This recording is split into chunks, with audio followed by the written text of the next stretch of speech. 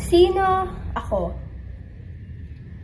May mga pagkakataon na tinatanong ko rin sa aking sarili, sino nga ba talaga ako? Sino nga ba si Maria Francesca? Si Maria Francesca ay isang mag-aaral pa lamang.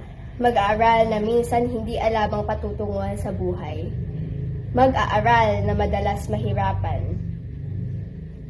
Mag-aaral na maraming katanungan sa isipan.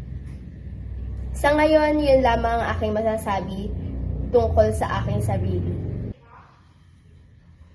Ano nga ba ang layunin ko sa buhay?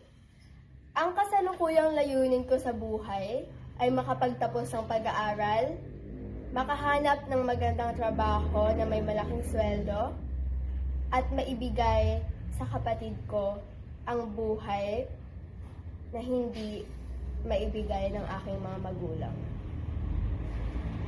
Gusto kong mag-provide para sa kanya, suportahan siya sa mga bagay na gusto niya, ibigay lahat ng mga luho niya sa balang araw. Kaya naman kahit nahihirapan, pinipilit ko na magpatuloy para sa aking kapatid.